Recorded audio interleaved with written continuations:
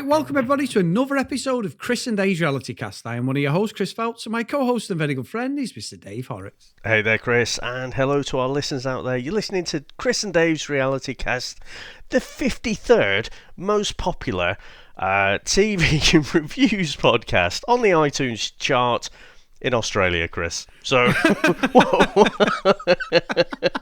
so all I've got to say to you, how are you bloody whinging pom? I'm not bad, you bloody bastard. I'm not even doing an accent, but yeah. Well, I like our Aussie listeners, Dave, so thank you very much for that. That's well, we might get into the top 50, so let's see how we go. I thought you were going to say something like Uzbekistan or something. I think we number one in Jamaica at one point, Dave, or something. So yeah, let's. It was something like that. I think we do all right. So the US and Great Britain, Canada is usually where we do quite well, but yeah, we're doing quite well in. Oh, look at that, Singapore. We're actually 31st. So there you go. Send us some tickets. We'll come and do a live show around when we can around the world. That's awesome. But yeah, we do sometimes get some more outlandish ones there. I'm sure we popped up in Cuba, which is bit of a strange one. I don't know if they have Temptation Island on over there. But anyway, Chris, getting on to Season 3, Episode 8 of Temptation Island. We open up the episode, we've got the kind of post-video conversations, discussions. You know, Tom, he seems quite upset. You know, he seems to have woken up to the fact that Chelsea might not be totally into him. And Julian's basically saying, you know, you should just enjoy being here. You know, you're not going to have this opportunity every time. So he seemed to be saying, you know, fill your boots. Yeah, big time. I know it's weird, isn't it? Because we always say about how the videos are portrayed. And I have got a bit of thingy tonight. It's complete shit stirring. I know this is what the show's about. But Tom insinuated that the way she was talking was like she'd done something. She was justifying it. We know that. It was strange how they kept it back till the end of the episode. But Tom was onto something there. I've got to be honest, Dave. I said about both of them, they're not a great relationship. I think it's quite a toxic relationship. But the way I'm swaying more to Tom now. I know he has been flirting that, and I'm not saying that's right. And obviously rubbing the cream, and we've gone over it a few times now. But Chelsea is fucking deluded, Dave. She is 100% deluded. She's looking for any breadcrumb of something to win an argument, to justify her behaviour, and that has been apparent from the start. He's not been innocent, Tom, but I am Team Tom this week, Dave, because Chelsea is fucking horrible, Dave. I'm sorry, she is. Yeah, I'm in agreement with you. I think that's what I said last week, wasn't it? That, you know, she's just reflecting all that negative energy onto him, and I'm not Tom's biggest fan. But compared to what she's like, you know, and she's doing what she's doing with Blake. That's fair enough. It's Temptation Island. Get on with it. But it's the fact that she's doing that, but then saying, oh yeah, Tom, he doesn't respect our relationship. It's like, come on, wake up, have a look at yourself. You know what I mean? So yeah, and Tom seemed genuinely gutted about that, didn't he? You know, because I know he's been kind of flirty with what's her name?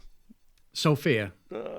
Sophia, that's the one. He's been flirty with her, you know, and you know, we see tonight, don't we? He's giving her a bit of a lap dance and whatever, but I don't think he stepped beyond just being flirty with her. Not from what I've seen.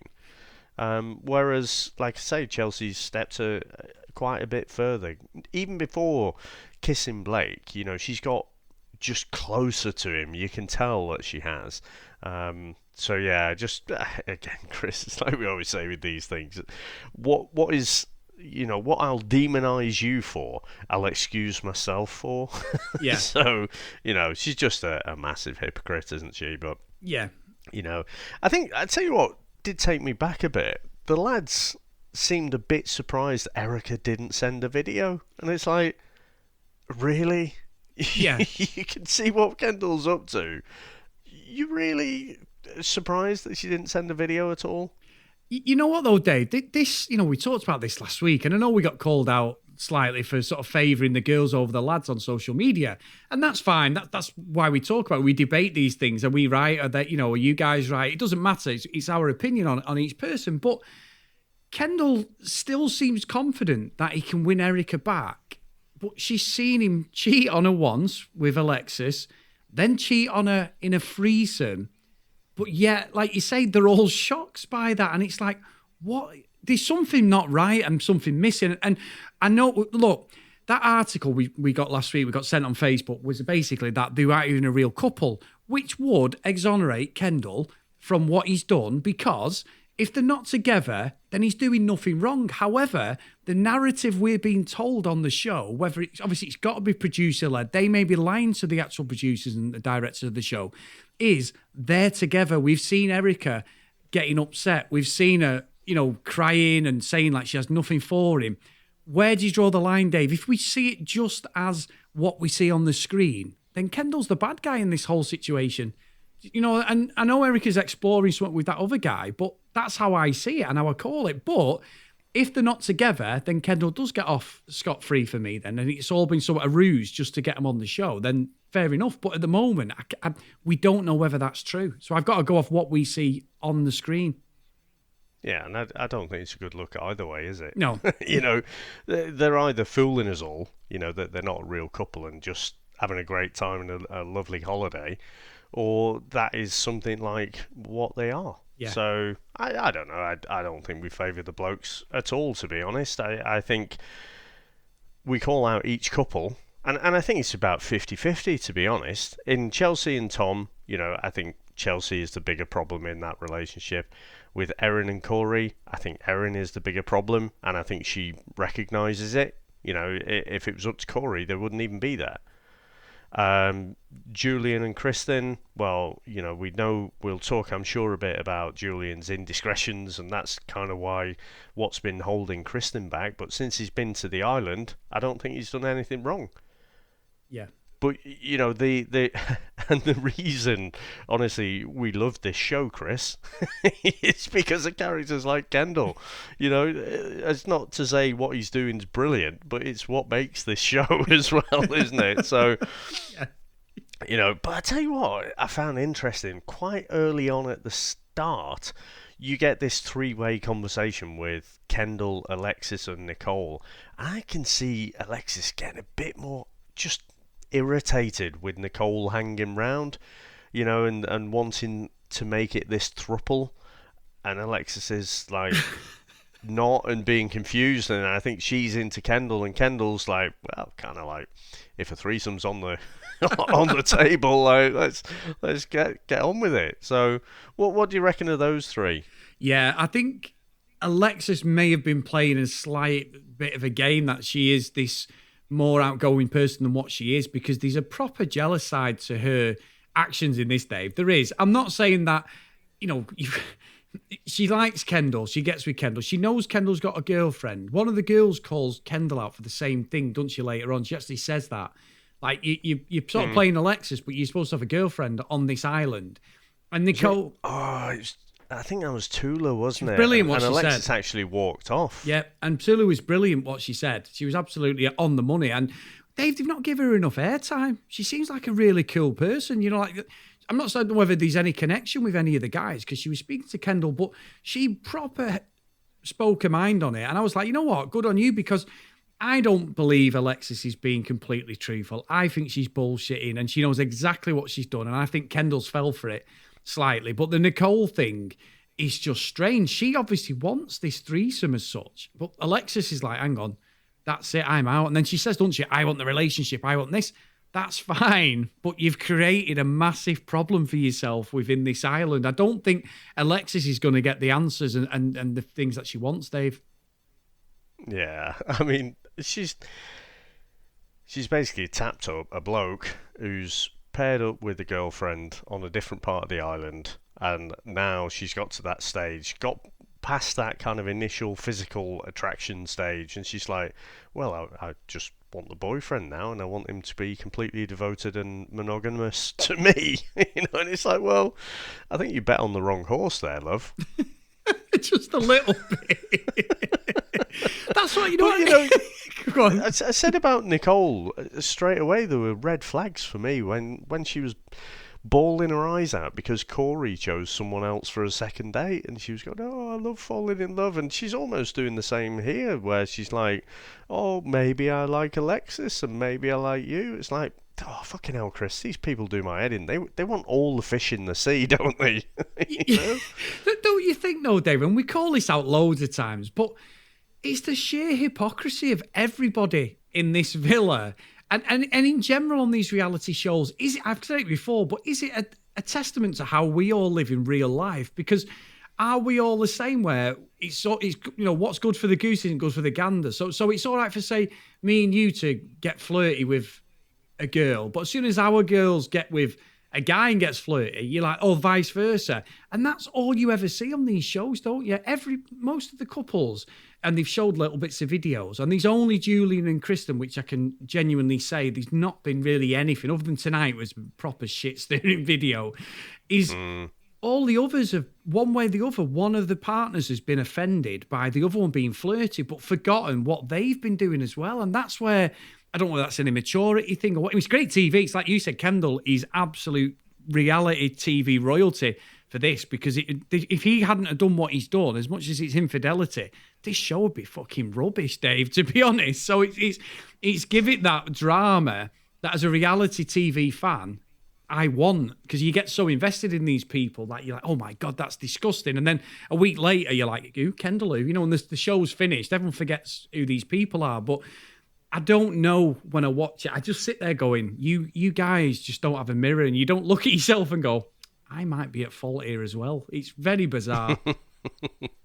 Yeah. But so one of the interesting chats was Julian. So he was chatting about his infidelity, and we'd heard about it, from day one, but not really any details. And I was saying to you, wasn't I, that him and Kristen had been together for so long. Maybe if it was something like at college or something like that, something very early in the relationship, it'd be very different to, let's say, it was last year, 2020. Turns out it's around 2014, and he actually went into a few more details there, didn't he, about how it kind of happened. So it sounded like it was this one-off thing, and it sounds like he kind of regrets it. And again, I thought he was getting some good questions there about, have you forgiven yourself for it? And it didn't seem like he had at all. But again, we got a few more details there about what this actually was, what this thing was from Julian and Kristen's past. Yeah, and he insinuated he was a friend as well, which obviously that's where Kristen has got this from. But Dave, it's 7 years now. I'm not saying you would ever get over that type of infidelity. It would always be there. But has this dynamic gone on for 7 years? With Kristen sort of look, she can blame him for what he did. It's completely wrong, because obviously her trust has completely gone with him. But it's 7 years. Surely she should have got to a point and said, you know what, I can't do this anymore. That's a lot. But obviously we don't know when it come out. He may have cheated in 2014. He may only have just owned up to this recently. So I can't be too hard on her. But 7 years is a long time for that to keep going, because surely for her own happiness, she should have made that decision. If she's known for that long that he isn't right for her, if she doesn't trust him, she's out. And that's what I don't get about that. Yeah, I mean, they've been together for 11 years in total, haven't they? Yeah. So, they were together 4 years before it happened, and then 7 years after. So, it's...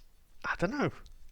It does seem a weird one. You'd have thought if they were going to split up, they'd have done it by now. Yeah.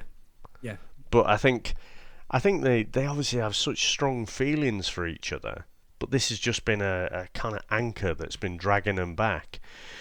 I still think they'll end up leaving the island together. But it'll be interesting to see, do they really kind of get over this? Is Kristen going to have really seen enough from Julian? Because I honestly, I don't know other than, wear a nun's outfit and sit on his own in his room all day and night, I don't know what he could have actually done that's different. No. He's seems like he's being himself, which means, having a good laugh, being, part of a party atmosphere and stuff. That's kind of what the whole island experience is, isn't it? So, yeah, he's joined in, but I don't think he's done anything wrong at all. No, and I know obviously the bonfires come later than this, but I think it's a good point to talk about. Just Julian's video that Kristen sees is that, yeah, he has Sophia up, he's doing squats, he's a bit pissed, he's doing it. But that was all about when he'd won like a challenge, when he did all that with the champagne. I remember watching it last week. He'd done nothing. Even when the girls like Alexis and Nicole were getting it on right in front of him. If you remember, he hot-tailed it out the back of the pool because he knows that it's going to reflect badly on him if he's egging him on. And if there is that issue with Kristen, then she's going to go mad. And he was so clever, Dave. He was enjoying himself, but that was literally the only time we've seen him let loose in the whole time he's been in the villa. And I know she doesn't see that, and we've got the hindsight of watching the show.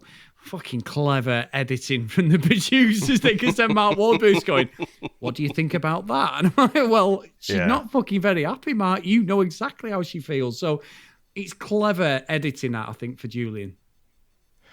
But do you not think she really overreacted? And I'm not saying because of what's happened in the past, she shouldn't do, but for that individual clip, it felt to me like she massively overreacted for what it was. Yeah, it did seem, and you're right, actually, it did seem like she's been looking for something. Not necessarily to cheat on him, but something to justify her paranoia. And like I say, he's brought that on her. So I don't know. The more this goes on, we were talking last week saying, yeah, they should be, I think they'll be together and all this. After watching, it's like a roller coaster. It's changed my mind every episode. But after watching it tonight, I don't know whether it is the right relationship because, like you say, you've been together 11 years. He cheated after 4 years of them being in a relationship. So for 7 years, which is more than half the time, she's had that hanging over. If she found out immediately, we don't know that. But if she has, she spent more of the relationship sort of worrying about what he's going to do next and that isn't any way to live for her or him. The fact that he's in the wrong, we understand that, but she can't live like that, and that's what I think's really strange about the whole thing. Yeah, I must admit, from that particular clip at the bonfire, I was thinking, well, they could end up together, but I'm not sure they should stay together. I don't necessarily think they should couple up with someone else on the island, but it just seems to me that he's always going to be this, I don't want to say party animal, but someone who enjoys himself at parties, a bit of an extrovert and whatever. And Kristen comes across as much more of an introvert and would be quite happy, not partying, staying at home. And I just wonder if they're really that compatible. Yeah, because she says, doesn't she, about, and he even says that, like, he did take the piss out of her. She's just dead laid back. She'd let him go out with the guys. That other guy with the ponytail was saying that. He might just think, well, she's not bothered. I can do whatever I want. Jesse, yeah, I think. And I didn't think Julian didn't disagree with him, Dave. I think, Jesse nailed exactly what Julian's done in the past. But at the end of the day, it's great TV. And where they go now, it's gone completely 180 for me. I don't think they'll be together now. I've completely flipped it. But yeah, great. And I tell you what, Dave, as well, if I know I'm just moving on slightly, but who is Alex, Dave? So he appeared like about episode 2 or something like that. Remember when there was those two guys? Was it Trent and the other one? Yeah. So it's basically Statler and Waldorf, wasn't it? They suddenly were calling Blake out for being fake. I think it might have been episode 3. And they just appeared from nowhere. It's like, who are you? and that was it. They just literally showed up for a bit of drama. This guy, Alex, he's a bit more laid back. He's got, obviously been working out quite a bit. And he just starts chiming in because the girls are having a chat. And then he's just making himself a drink or something to eat in the kitchen or whatever. And he says, I don't think you're going to like what I've got to say, and starts calling Corey out for being boring. I thought it was brilliant. It was one of those, again, I'm going to assume that they've had a couple of beers, a few glasses of alcohol, because they were just shouting at each other, and it's like Erin's trying to shut him down and say, look, it's the end of it. And he keeps going after her and say, yeah, I'm not saying anything more. Look, I'm not saying anything more.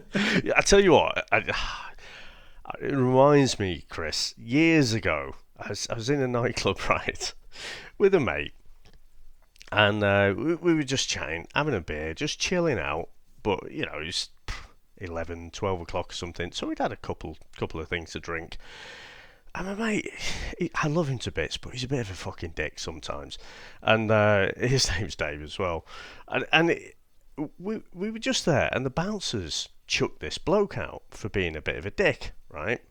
And they marched him right past us. And my mate goes, oh, well done. So something like that, right? And I was like, Dave, just fucking leave it, stay out. And this guy's fucking big guy. He turned round to my mate and he goes, don't touch my shirt. And then he goes to walk off again. And my mate grabs his arm and says, I didn't touch your shirt. Honestly, Chris, after that point, it was almost like the Matrix when everything slows down. It's like fucking me and him both got charged out the fucking fire doors, head first kind of thing. Right? I don't know. I'm like, I was just having a nice quiet drink there, and you fucking, why did you do that? It's like the words that come out of his mouth were just like the opposite of what he did. And old Alex reminded me a bit of that here, where he's just like, he's inadvertently, he keeps escalating. Just fucking keep your gob shut and walk away. Yeah, but I must admit though, Dave, I think he had a point. He didn't deal with it right, but she has said, he definitely did. She reacted there, and it was like, that other lad had said, she has been called him boring. You've called him boring. And I think maybe, don't forget, they've probably been in there for 4 weeks and they've probably heard her slate Corey or whatever. And he's just gone, he's fucking boring. But he didn't do it right. He just carried it on. He's like a little Jack Russell, wasn't he? But we pretty much know that he's going to be the next one out the door, Dave. When there's a voting, I think Erin, is it Erin? What's she called? Erin, yeah. She's going to definitely champion him, Dave. He's gone, 100%. But the thing is, I 100% agree with you, Chris. Alex was just, he was a bull in a china shop. But those guys don't know Corey. So where have they got this perception of it? Exactly. It's from fucking Erin's mouth. Yeah. That's where they've got that perception that he's boring, because she keeps fucking saying it. Not necessarily in those words, but she keeps going on about it, and that, he doesn't have confidence in himself, and this, that, and the other. So, yeah, he definitely had a point. He just... Sometimes it's better to just keep your gob shut. Yeah, don't say anything. I know that better than anybody. But again, we then get the date, Corey and Amanda, Dave, and she seems really into him there. And I'm not saying he's going to do anything, because he hasn't, Corey. He's been a good guy in there. But she is emotionally invested in him. And I think... that might be something that he may say at the end. He may pursue that, because he seems to be getting the attention and the sort of articulation with her that he doesn't get with Erin, I think. Yeah, and I think he kind of alluded to it a little bit, didn't he? He was saying that, if he wasn't necessarily coupled up with Erin, then he could see him developing a connection with her. And, I think if he was going to do anything, he'd have done it by now, so I don't think he will. But it will make him. It will make him think a bit. I think when they get outside, of this environment, it'll make him think a little bit. And then, especially, that first argument that he has with Erin, he might just be thinking, you know what, fuck this. Yeah, I'm off. But at a very minimum, he's got a little bit of a confidence booster, hasn't he? He's realised that he does have worth, and he doesn't need to be treated like shit. Yeah, no, that's right. And we get to the bonfire then, Dave, and it's a double bonfire. We actually get it all nailed off in one episode, which is good. And it starts with the girls, with the guys watching the girls' videos, and we start with Kendall. And he sees that conversation that she has with Jessie, and she's holding her hands, and she, and obviously this is all after, she's seen the videos of him cheating and that. I think she's well within her rights to do that. But again, Kendall, you don't want to see her in some other guy's arms. Even if she's doing it just for effect, just to say to him, you've done the dirty on me on national TV. I don't think he's got much of a comeback, really, Dave. No, and something's just come back to me, actually. You mentioned the conversation with, I'm sure it was Tula earlier on, and she was asking him, like, what if you'd have seen Erica in the same situation that you were in? Or what if she found something better? I think that was it, wasn't it? And he was like, nah, that's impossible. Yeah. And I guess, we talked about abuse last week, didn't we? And you do sort of see, whether you classify it as abuse or not, it is a massive power imbalance in that relationship, and that's never going to be a healthy thing. So, he's sort of... He's not even entertaining the idea Erica will play away. I think his mind is on having a bit of fun on the island, and then, somehow twisting events when they get back together, and he's expecting her to take him back. Yeah, we've said enough about that, Dave. I think. We then get Corey sees Erin, and that footballer dude, hasn't he gone, Dave? So the footballer dude, that whole thing we talked about last week, you'd said about him stepping towards her, and she pushed him away. She's like, "You're getting closer," and I thought it was pretty lechy from him when she came over talking, and he put his hands on her arse and that. I'd not really seen that the first time round. So as much as she may have felt uncomfortable, and she may have moved away, and she may have thingy, but I thought it was him taking liberties with Erin more than it was, her doing anything untoward, because we've not seen that from her. She was close to Shaq, and he's gone. She got rid of Shaq because of the temptation, I think. So yeah, I don't know what you thought about that. Yeah, I don't know if it was a temptation, but I don't think... I mean, Corey didn't like what he saw, did he? But then he didn't seem too rocked by it either. I think, it definitely was a bit lechy, wasn't it? Yeah. I think in both clips by I can't remember his name, but I just remember he was the other footballer, or college footballer. And so, yeah, I don't think she did a lot wrong there.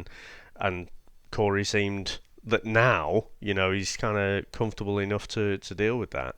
Yeah, I think you're right. And it'll all come to pass at the end, I think, when they get to talk to each other. We've seen that loads of times with these shows. And I know with Julian and Kristen, we talked about this earlier, the same thing, getting called out because she was so chilled and that, and he sees that video and what she says, and she says, I'd rather us just be friends then if that's how he feels. So that is where I think the doubt we were talking about earlier comes from. But Dave, we get to one of the climatic moments of the episode. Good old double standards Chelsea. And they show her with fake, Blake the fake, Dave, because I'm still sticking to that name. And he goes in for the kiss, and Tom is like devastated, and he sort of realises what's going on. And he actually says it's not the kiss, it's more the actions and stuff like that around it that and I think that's probably where most people would see it as, because he knows that she have been calling him rotten, and he's not innocent. Yeah. He isn't innocent. I'm not going to sit here and say that, but he hasn't stepped over that line of getting completely physical with Sophia. I'm not saying emotionally he's not with her on a level. I don't necessarily trust her, Dave. I'm being honest with you. I think she's trying too hard with him. Even that mud wrestling thing, whatever they were doing, that was after he'd seen this video. Even that was just ridiculous. Fucking mud wrestling, right? Do you not think he was going for it a bit too much there? Yeah, he had to be like a fucking headlock or something. I was like, what are you doing? I know you didn't like Dumb and Dumber, and I still think you're crazy for that. But there's a scene there where I think it's Lloyd. No, it's Harry and Mary Swanson, and they're in the snow and that, playing about in the snow. And then he just gets this... She throws a little bit of, like, dusty snow at him. and it hits his jacket, and then he has a right face on him, right? And he packs this really tight snowball and just launches it at a face. This mud wrestling scene kind of reminded me a bit of that. Tom was just going way overboard. I think he was proper like trying to rub it in and make sure he won. Like, Yeah, because he was thinking, right, I'll get you, Chelsea. You know, like I think he thought it was her, but yeah, that was really bizarre. So he's seen all that now. He knows where that relationship could go, and then we flip the coin, and we get the girls then seeing the guys. So Erin starts off first, sees the conversation with Corey and that girl. You're saying about with the emotional stuff. That's what's hurting her more. She sees it. How she's going to react on that, I don't know, but she knows this same conversation with Corey has played out with different girls. So I don't think that's going to change, and I think they need to have a proper conversation at the end of this. Yeah, you know what irritated me here, though? I think Erin, again, calls out the fact that Corey didn't say in his little video message that he loved her. But she didn't in hers either. But she's still making a big thing about how he didn't say it. And I'm just like, oh, you fucking hypocrite. Yeah.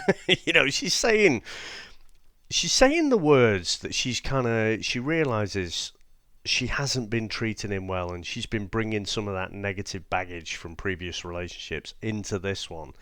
But I still think when they get out of here, I still think she's going to treat him a bit like a puppy dog. Yeah. Just from that little window there about, she just expects it. She just expects that he'll say he loves her and whatever. But she wouldn't necessarily say that thing in return. Yeah, I think you're right. And then obviously we go with Erica, and she drops a comment in there that she's just like a mum, isn't she? In her behaviour, which that's a bit of a shocker. So that's what I'm saying to you. I'm not, if they are a genuine couple, and I'm not saying they are really because of what's gone on, but if they are, and we obviously had that tremendous email last week about abuse and things like that, an abusive relationship, which was so insightful and brave as well to sort of bring that in. I still think there's a chance she's going to take him back. I really do. I don't know what Kendall keeps saying, but I just need to speak to her. I don't know how you can reprieve what he's done. I really don't. He needs to speak to her because he knows he can probably turn around. Yeah. He knows that, with other people, he thinks all these other people are in her ear and telling me, oh, ditch Kendall, he's not good enough for you, blah, blah, blah. But, if he gets some time with her, he can turn her around. And there is no one, honestly, Chris, who can help Erica that is not Erica. Yeah. She, again, I'm taking it on face value. It is an actual couple. But, again, they're really playing about with people if they are faking the whole thing. This thing about her mum, saying about her mum used to, go on the sofa crying and stuff and then just say, oh, yeah, everything's fine. And saying, I don't want to grow up. I don't want to become that. And yet she has become that. Yeah. So she kind of knows what she needs to do.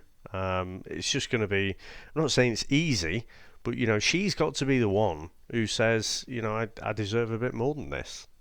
Yeah, I agree. She's got to know her worth one way or the other, Dave. She has to stand up for herself. And yeah, I know, obviously, we've talked about these two a lot. Erica and Kristen, we talked about what had happened with Kristen. She sees the video, it triggers her because he's having a party. Very good framing, very good editing. Totally the only time that Julian has let his hair down, literally, and they put him there, and it was obvious, but the one time he has a little bit of fun. There was nothing in it, and she should have seen if she'd realised that it was Sophia, who obviously Tom is the one who's emotionally with and doing the mud wrestling and all that stuff. So how she perceives that next week, I'm not sure.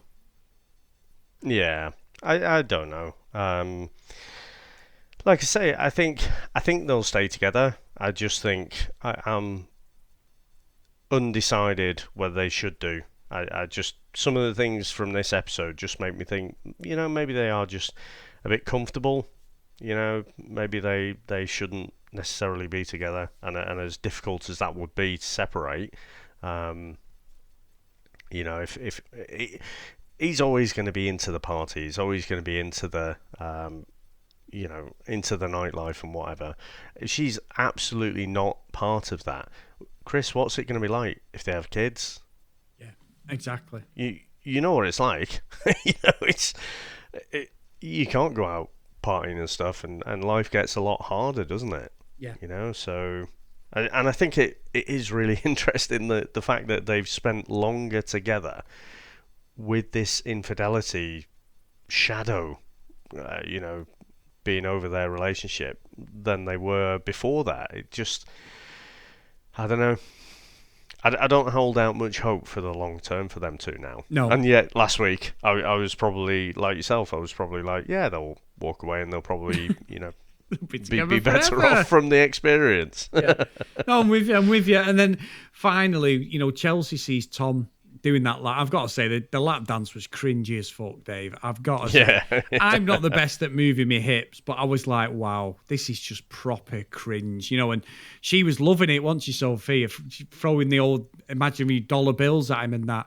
But I think, again, Tom knew what he was doing there with Chelsea. He's seen her kissing someone, so he's gone, fuck it, I'm going to try and get her back. So he does that. He's not kissed a girl yet. He's not done that. But Chelsea then sees it as it's Tom. He's in the wrong. There was no mention in her analysis of that, of what Blake had done to her. Not one bit.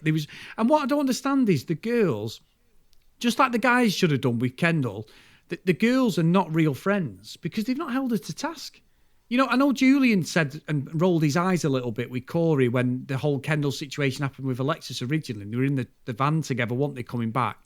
And he sort of looks as if to say, you actually for real. But nobody has truthfully gone to Kendall or gone to Chelsea now as a friend and said, well, actually, you're in the wrong, or you haven't really got a leg to stand on. And that's where this whole reality fakeness thing comes in for me, because nobody gives a shit about anybody. If you're a true friend, it was me and you and something like that, you put me to task straight away, and I would you. That's what friends do, don't you? Like, are you sure what you're doing is fucking right? You know the consequences. Nobody's even said that to either of them. Not that we've seen, anyway. I think the girls, though, mind you, they were all together initially, weren't they? I think all the girls have heard is just Chelsea's side of the story, though. Yes. But I don't know. Actually, I'm going to backpedal a little bit from that, because even if they've just heard that, they've seen how she's been with Blake.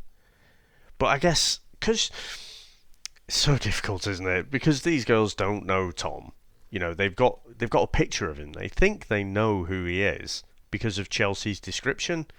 So because in Chelsea's words, he's such an untrustworthy, flirty scumbag, you can see the other girls are probably like, well, yeah, if you have a connection with someone here, knock yourself out. It's not for me, but you seem to be getting on with Blake, despite, you were calling him fake not so long ago.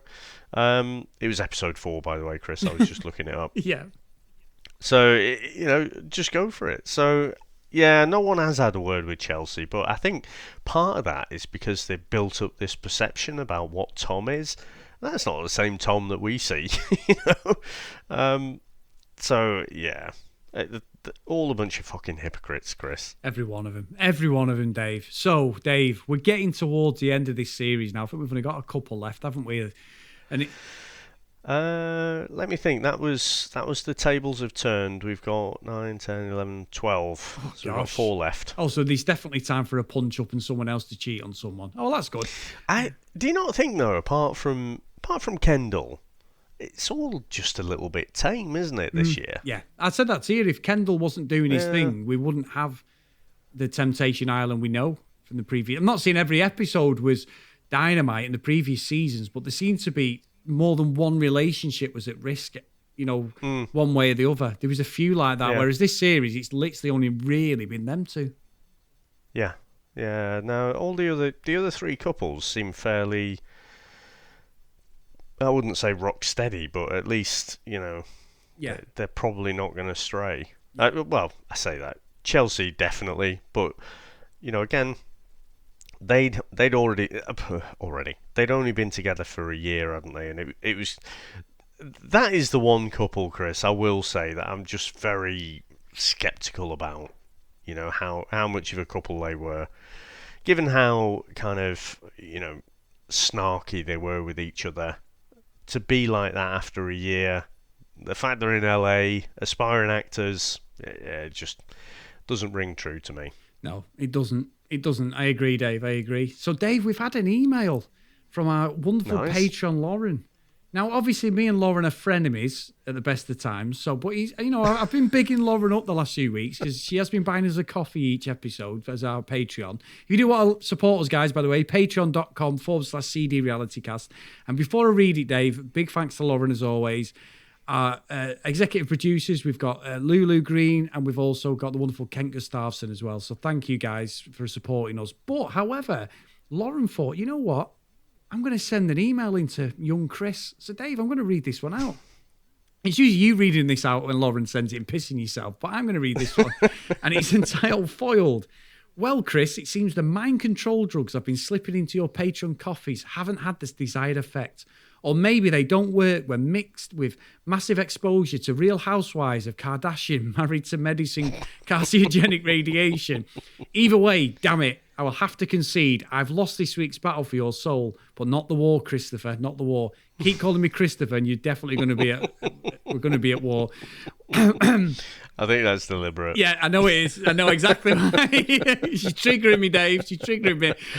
What I'm referring to is, Chris, is that you were sincerely bewildered as to why Erin would send Shaq home, the one genuine suitor you said.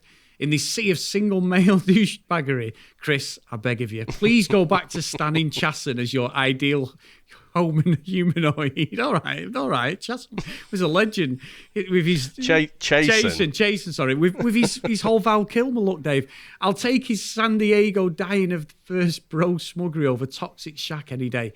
Shaq is the man in the bar who offers you to buy a drink, and when you politely decline, pops off into an expletive-laden rant about how you think you're such hot shit and what an elitist little bitch you are.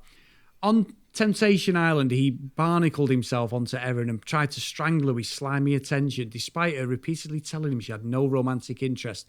His response to that? In interviews, he concluded that obviously poor Whittle Erin has the female brain disease, like Liddle, Whittle, way. Yeah, poor Whittle. Okay, Dave, if you speak like that, Dave, Whittle. Right. It's baby talk, isn't it? Like Claire and Dale. Just think Claire and Dale. Right, okay.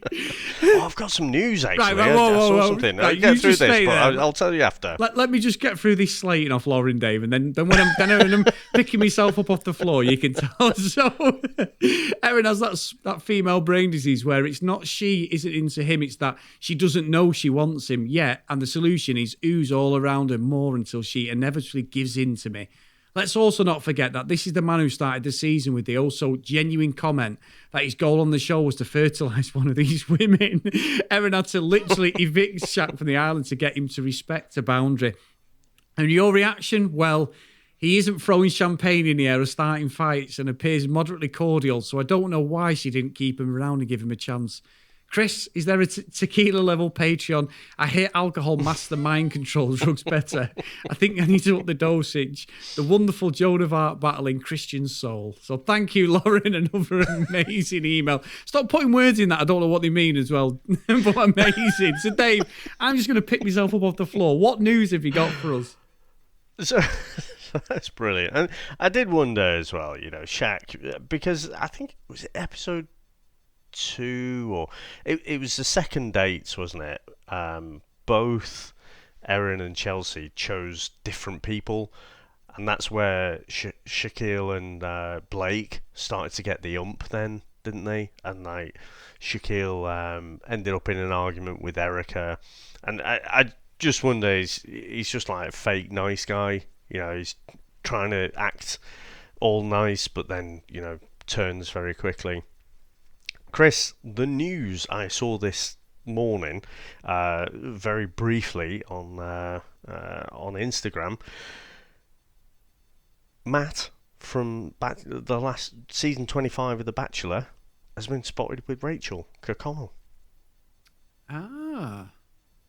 So that might not be quite as done and dusted as we thought it was. So, yeah, Interesting. hot off the press. So I guess let's see what happens there. But yeah, I thought that one was in the bin, but it appears it might not be.